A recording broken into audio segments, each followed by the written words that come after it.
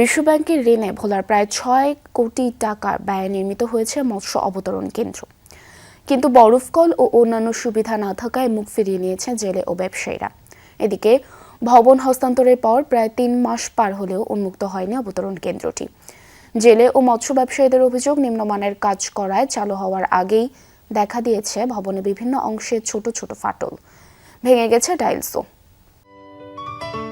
Ceylon টি রপ্তানিতে শীর্ষে। ভোলা সদর উপজেলার কাঠির মাথা মৎস্যঘাট এলাকা। মেঘনা নদীর তীরে জেলেদের ধরা মাছ নিরাপদে খালাস, মৎস্য খাতে কর্মসংস্থান সৃষ্টি সহ বিভিন্ন উদ্দেশ্যে তৈরি হয় দোতলা এই ভবন। ২০২৩ সালে প্রায় ৬ কোটি টাকা ব্যয়ে নির্মাণ হয় মৎস্য অবতরণ কেন্দ্রটি। বিশ্বব্যাংকের ঋণে sustainable coastal and marine fisheries প্রকল্পের আওতায় তৈরি হয়েছে এটি। কিন্তু হস্তান্তরের ৩ মাস পেরিয়ে গেলেও ব্যবসায়ী ও জেলেদের জন্য উন্মুক্ত হয়নি এই মৎস্য অবতরণ কেন্দ্র। ব্যবসায়ীরা জানান, ভবন নির্মাণ হলেও নেই বরফকল, কোল্ড স্টোরেজ, ডিজিটাল স্কেল সহ অন্যান্য মেশিনারিজ, ফলে কোনো কাজে আসছে না অবতরণ কেন্দ্রটি। বরফকল হয় না, তাই আমরা এই বরফ বলাতে নিয়ে আনতে হয়। তো বলাতে আনলে আমরা এই বিল্ডিং এর মধ্যে মাছ বেছে লাভ হইলো কি, আমরা মাছ এই বাইরেই বেচতাম পারি। যেটা উপকার হবো এটি তো করে না, তাহলে উপকার দেবো কি?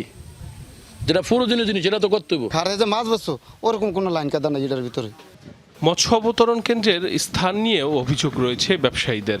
তুলাতুলি বিশাল বড় একটা ঘাট, ইলিশা বড় একটা ঘাট, ভোলারখাল বড় একটা ঘাট, এই সমস্ত ঘাটে বিভিন্ন জায়গা থেকে জেলেরা আসে মাছ ধরে।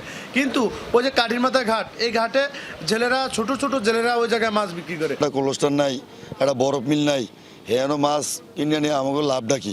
তবে অভিযোগের বিষয় অস্বীকার করেন ঠিকাদার। কাজের গুণগত মান অনেক ভালো হয়েছে এবং সার্বক্ষণিক ইঞ্জিনিয়ারদের পরিচালনায় ওই কাজটা হয়েছে। আমি তো পরিচালক, আমি ঢাকায় থাকি। ওইখানে যারা ইঞ্জিনিয়ার, আমার ইঞ্জিনিয়ার এবং যে প্রকল্পের ইঞ্জিনিয়ার ওইখানে সার্বক্ষণিক থেকেছে। ঠিকাদারের পক্ষে সাফাই গাইলেন মৎস্য বিভাগের নির্বাহী প্রকৌশলী নিজেও। পানিটা তো মনে করেন রাস্তা লেভেল পর্যন্ত হয়ে যায়, তখন বিভিন্ন সময় নৌকাগুলো আসছে, তারা তো আর ওইভাবে বিরাই নেই, তারা তো সরকারি মাল মারিয়ে দিয়েছে, যেমন লাগে লাগুক, তাতে তো তাদের কিছু যায় আসে না। বলা হয়েছে যত ধরনের ভুল ত্রুটি আছে সবকিছু সংশোধন করতে। ভবনটিতে বরফকল, কোল্ড স্টোরেজ সহ অন্যান্য সুবিধা যুক্ত করলে কিছুটা জমতে পারে অবতরণ কেন্দ্রটি, মনে করেন মৎস্যজীবীরা। সাইফ আহমেদ, যমুনা নিউজ।